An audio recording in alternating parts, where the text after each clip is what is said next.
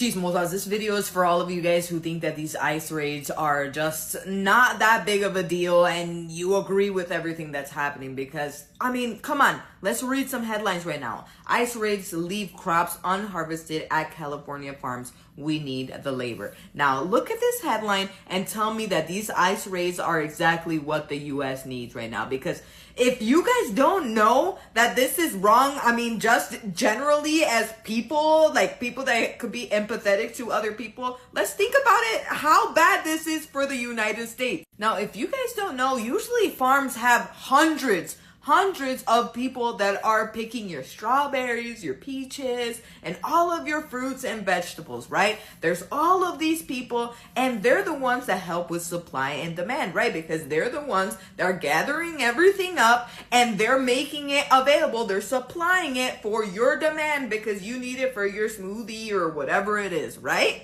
Now, because of all of these raids and them specifically targeting farms, obviously because they know that a lot of undocumented workers work on these farms, guess what's happening to the crops? Guess. They are rotting away because there's not enough people to pick them. Yes, exactly. Let's all put our thinking caps on and see how bad this is, because even the supervisor of one of the farms in California, he was like, yeah, we usually have north of 300 people working these fields to pick your strawberries, to get your fruit, your vegetables. And guess what? Because of all the raids, he said that maybe 70 of the workers out of those 300 plus have been showing up to work. You know what that means? Less hands. And you know what that means? Not enough people to pick your fruits. Now, in case you need me to use apples to lay this out for you, it's not good. It's not good. It's not looking good for anybody. And if we keep on this rate, these farms and how things are going, it's just not looking good for us. And most Americans, if you guys look at the statistics, they don't want to do this type of job. They don't want to. They make very little and it's back-breaking work. And most of the people that work on those farms, they barely break even. And I know my dumbass doesn't want to be doing that. No, I have bad back. I have a bad back. I have sciatica problems. So I would last 5 seconds there. These people are tough as nails. We need them. Now, when is this going to end? Like, people are just trying to do their job and go home and put food on the tables of their family. And this is just... it's just crazy. But anyways, guys, I just wanted to bring this to your attention in case you didn't know, and we need to do something. I don't know what we're gonna do, but we need to do something, and we need to use our noggins. We need to have a brain blast because this is not good. But anyways, let me know what you guys think about this down below in the comments, and don't forget to like and follow for more gossip, chisme, and all things to you. We're here. We are here at the FAFO stage. This is really bad. And if you appreciate my content, please engage with this video. I'm just going to read this to you. Multiple Texas farms shut down after almost 100% of workforce vanishes overnight.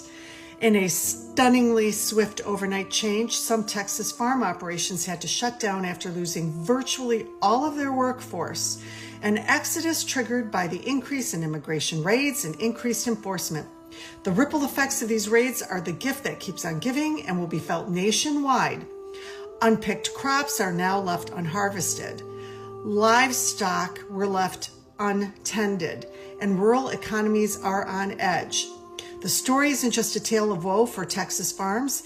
It's a warning for American agribusiness, food prices, and communities that keep food on our plates.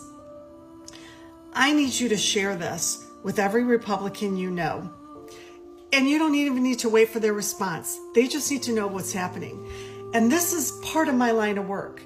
I deal with commercial farmers, including these small farmers, as clients. And I cannot tell you how this is the beginning of the complete collapse of our economy under this Project 2025 administration that doesn't know what they're doing. You talk about the immediate shuttering of farms, because this is actually what's happening with the food, with the harvests that are lying there completely rotting. That is a loss of food to local food distributors, local grocery stores, local restaurants, hospitals, They sell their harvest, all sorts of vegetables, to businesses within the state of Texas. This is where you can go into your local grocery store, and now you're going to see hardly any vegetables or fruit, depending on what they're growing, or a shortage of meat. This is what's going to happen. Now, all of the other industries that support farming, you've got local pesticide, herbicide, fertilizer suppliers that are just, their sales are going to plummet. These farmers aren't going to be purchasing that. You've got H-2A workers who are now gone, migrant workers who are now gone. They were paying taxes. Even if they didn't have social security numbers, they were given tax numbers, tax ID numbers. So now you got millions of dollars just poof, gone overnight from these Texas communities. It's Joe from Georgia. So this is news out of Texas. But folks, these are alarm bells ringing for the entire United States. And our government is not listening. Overnight, multiple farms in the state of Texas completely shut down. And the reason for this shutdown was because they have lost almost 100% of their workforce. Now, we know this is the result of the immigration raids and stricter enforcement, but the ripple effect is going to be felt all the way across this country. Now, you've got crops that are rotting in the fields. You have livestock that is not being attended to at all. And that takes a lot of personnel. And we're talking, so now we're getting every area of food to include meat. And the communities that surround these farms, those businesses and those people who depend on the income from these farms, it's creating disasters for small communities in Texas. Now, this is not stopping at Texas farms. This is going to end up all the way across America, especially in the breadbasket, the middle of the nation, because they have tons of immigrant help. But folks, the alarm bells are ringing. Your food on your plate is being affected. So you got to think about it. It won't be soon until either prices go ridiculously high or you just won't have any food to buy. You wanted proof that the immigration policy would be affecting everyone? Look at your grocery bill next month and the next coming months. ICE ramped up raids in places like Ventura County and parts of the Central Valley fields in California. They went through fields, they went through houses, you name it, grabbing people up. Now, farmers are seeing up to 70% of their workers not showing up to work, left by fear of being arrested. And that means fruits, vegetables are going unharvested, which means they're going to go bad in the fields. A 1/6 generation farmer put it like this: if 70% of your labor force vanishes, so does your crop. And most local workers don't want to pick these plants. And it's a real worry. Cropland is worth nearly $60 billion, and that could be at risk of going into bankruptcy, being sold off to the next bidder, and that bidder may not be an American company. That could be a problem. Workers themselves are scared. One said, if I show up to work, I don't know if I'll ever come home to see my family again. The bottom line is, this isn't just hurting farms. It could raise food prices and disrupt supply chains nationwide. Be sure to follow along as I continue to provide updates, and let me know your thoughts below in the comments. Who like to eat? I'm Linda, and I want to talk about empty grocery shelves. They are coming, and sooner than we think. There's a 3,000 per day immigrant detention quota. 40% of farm workers in the United States are undocumented. You do the math.